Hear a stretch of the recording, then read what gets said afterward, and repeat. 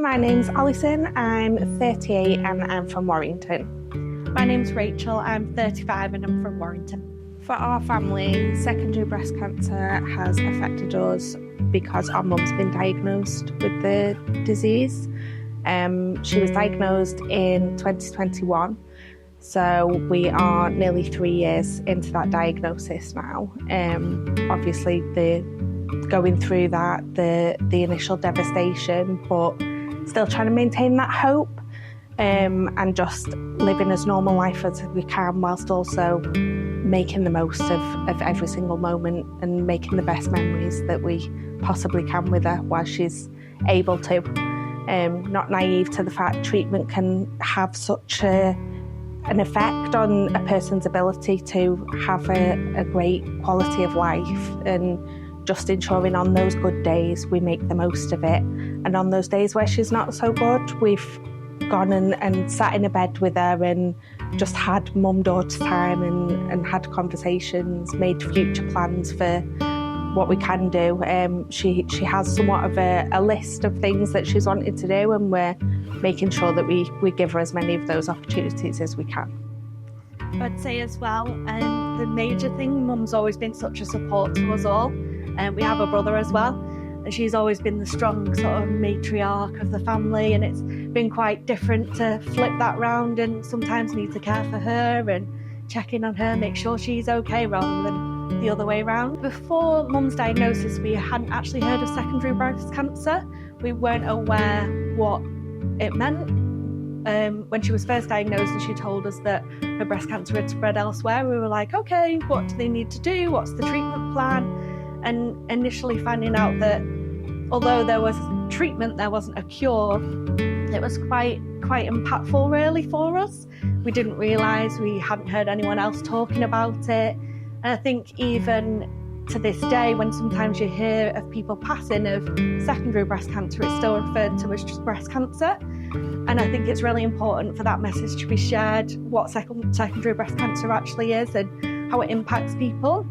Because for us specifically, every time we explain that mum has secondary breast cancer, we have to explain the full information about it, as a lot of people are always like, oh, well, how's the treatment going? Is she going to get better? And it's sort of bringing that up every single time and making people aware that she won't get better and this is for life. For us, it's really important that we have a support network. We know mum gets great support, and that's such a reassurance, but there's a wider impact to this condition, and that impact is the children of people who are carrying the diagnosis, the wider family, the friends as well. We are so close as a family. We can be so open and transparent in our conversations, but I think there is that moment as well where you need to look outside of that family group, because you're all going through that thing. So we get support we have a wonderful group of friends who are so supportive.